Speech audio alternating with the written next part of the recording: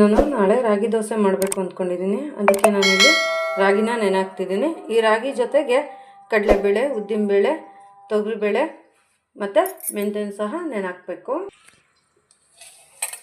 ಪ್ರಮಾಣ ಬಂದುಬಿಟ್ಟು ನೀವು ಅಕ್ಕಿಯಿಂದ ರುಬ್ಬಿ ದೋಸೆ ಮಾಡ್ತೀರಲ್ಲ, ಅದು ಯಾವ್ಯಾವ ಪ್ರಮಾಣದಲ್ಲಿ ಹಾಕಿದ್ದೀರೋ ಅದೇ ಪ್ರಮಾಣದಲ್ಲಿ ನಾನಿಲ್ಲಿ ಹಾಕಿದ್ದೀನಿ.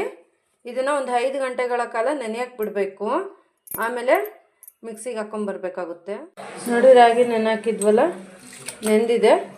ಈಗ ಇಷ್ಟು ರೈಸನ್ನು ಹಾಕ್ತಿದ್ದೀನಿ ಮಿಕ್ಸಿ ಮಾಡ್ಕೊಂಬರೋಕ್ಕೆ. ಬನ್ನಿ ಇದನ್ನು ಮಿಕ್ಸಿ ಮಾಡ್ಕೊಂಬರೋಣ.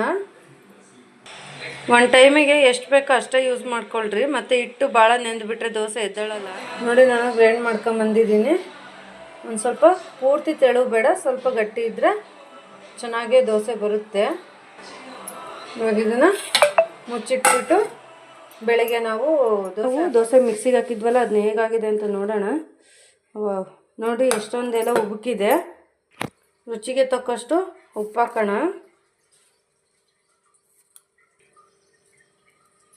ಇಲ್ಲಿ ಯಾವುದೇ ರೀತಿ ಸೋಡಾ ಪುಡಿ ನಾನು ಯೂಸ್ ಮಾಡ್ತಿಲ್ಲ, ಅಡುಗೆ ಸೋಡಾನ. ಉಪ್ಪು ಮಾತ್ರ ಹಾಕಿ ಕ್ಲೀನಾಗಿ ಕಲಿಸ್ಬೇಕು. ಕ್ಲೀನಾಗಿ ಕಲಸಿದಾದ ನಂತರ ಮಿಶ್ರಣ ಹಾಕಬೇಕು, ಉಪ್ಪು ಮತ್ತು ಹಿಟ್ಟು. ಈಗ ನಾನು ಈ ಕಡೆ ದೋಸೆ ಕಾವಲಿನ ಬಿಸಿ ಮಾಡೋಕೆ ಇಟ್ಟಿದ್ದೀನಿ. ಹಂಚ್ಕಾದ್ಮೇಲೆ ತವಾಗ ಎಣ್ಣೆ ಹಾಕೋಣ.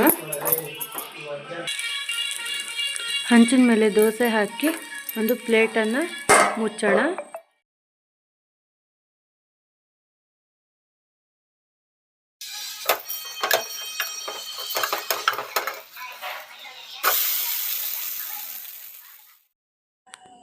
ರಾಗಿ ದೋಸೆ ರೆಡಿಯಾಗಿದೆ. ಉಳಿದಿರುವ ಹಿಟ್ಟನ್ನು ಇದೇ ರೀತಿ ದೋಸೆ ಹಾಕ್ಕೊಂಡು ಬರೋಣ.